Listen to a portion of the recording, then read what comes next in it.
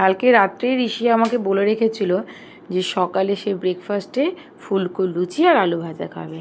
আর এদিকে বৃষ্টি সবে কমেছে আর তার স্কেটিং বোর্ড নিয়ে বাইরে বেরিয়ে পড়েছে। একটু নোংরা লেগেছে বলে কত যত্ন করা হচ্ছে দেখুন। স্কেটিং বোর্ডে একটু নোংরা লেগেছে বলে বাবা ঘষে ঘষে মোচাচ্ছে, কি যত্ন।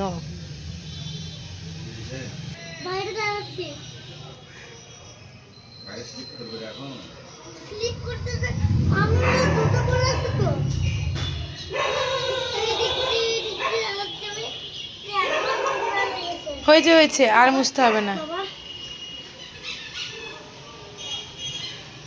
উরি বাপরে, ইরি বাবারে, বেশ ঠিক আছে, হয়েছে।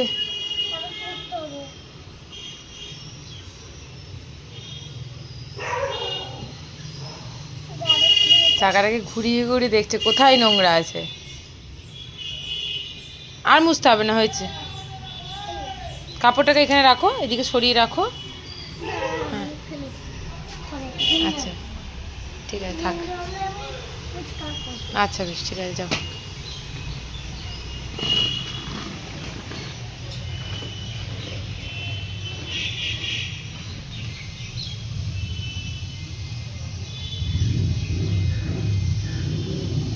চলে এসো, আবার চলে এসো।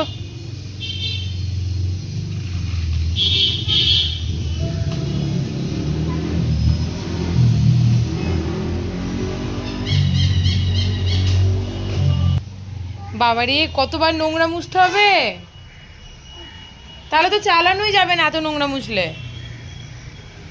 তার প্রিয় খাবার ফুলকো লুচি আর আলু ভাজা সে পেয়ে গেছে।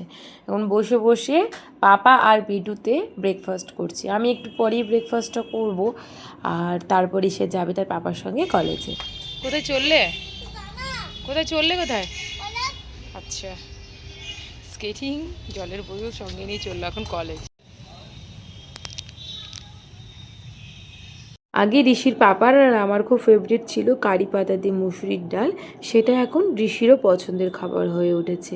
আর তার সঙ্গে আমাদের আজকে লাঞ্চে রয়েছে থোড় ভাজা, মিষ্টি কুমড়ো ভাজা, পটল ভাজা, কচু সেদ্ধ, আলু সেদ্ধ, গন্ধরাজ লেবু, আর তার সঙ্গে ছানার বড়া, কালকে একটু তরকারি ছিল তরকারি। ব্যাস, আমি আর ঋষির পাপা বসে পড়েছি এখন লাঞ্চ করতে। ঋষির লাঞ্চ হয়ে গেছে আর সে ঘুমিয়েও পড়েছে। লাঞ্চ সেরে নিয়ে আমরা একটুখানি সবাই মিলে রেস্ট নেবো, তারপরে বিকেলে একটু ঘুরতে বেরোবো। ভাবলাম লাঞ্চ করে একটু রেস্ট নেবো, কিন্তু সেটা আর হলো না, কারণ অনেক জামা কাপড় রয়েছে, সেগুলো এখন কাচাকুচি করছি আমরা। আর এদিকে ঋষি এখনও ঘুমোচ্ছে।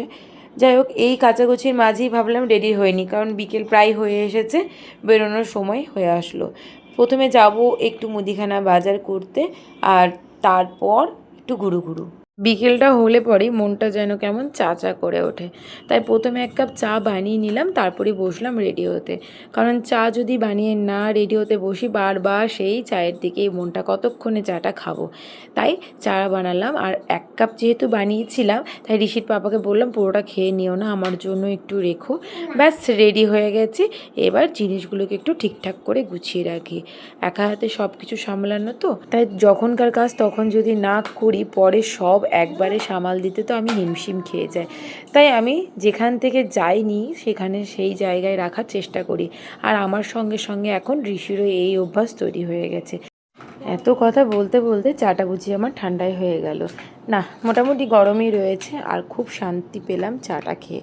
নিজের হাতে বানানো চা আমার ভীষণ পছন্দের। যাই হোক, আর একটু রেডি হওয়া বাকি রয়েছে। কাজল, যেটা আমার খুব প্রিয় জিনিস, ভীষণ ভালোবাসি কাজল পরতে, আর তার সঙ্গে হালকা করে একটা লিপস্টিক। এই হচ্ছে আমার প্রতিদিনের একটা সাজ বলতে পারেন।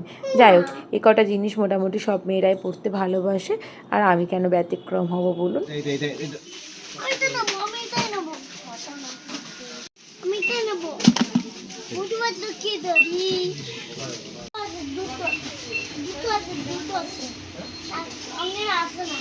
অনেক আছে, তিনটে ভাই, চারটে নিয়েছো, তিনটে ভাই।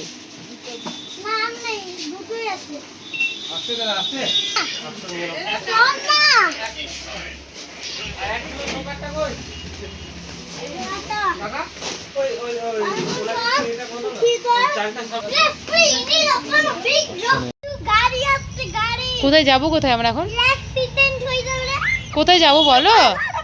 ওরে বাবারে বাবারে,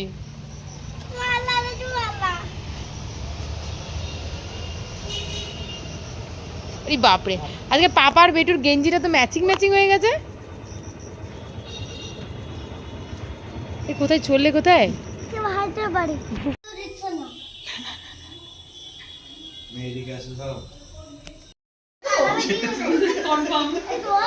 মানে ভাই হলে তবে ও খেলবে, বুঝতে পারলে তো? বোন হলে মানে খুব একটা ও মানে কমফোর্টেবল নয় আর কি, এরকম ব্যাপার। ও সবাই মিলে যাবে, দিদা আবার সেরা বলেছে, দাঁড়া তোর গার্লফ্রেন্ডকে নিয়ে আসবে। এখানে মাসি সবাই আছে, দাঁড়া তোর গার্লফ্রেন্ডকে নিয়ে আসবে। করকরে করে আলু আর পটল ভাজলাম, আর ডাল ভাত সব রয়েছে। এই দিয়ে আজকে ডিনারটাকে সারবো। প্রথমে ঋষিকে ডিনারটা করিয়ে নিই, তারপরে আমরা ডিনারটা করতে বসবো। চলুন দেখি কি করছে সে। চারিদিকে জামা কাপড় মেলা, এরই মাঝে তার কি দেখা চলছে আপনারা আশা করি বুঝতে পেরেছেন। আমরাও আমাদের ছোটোবেলায় কিন্তু এটা ভীষণ দেখতাম। আর আজকে সে বলল যে এটা দেখতে দেখতে সে ডিনার করবে।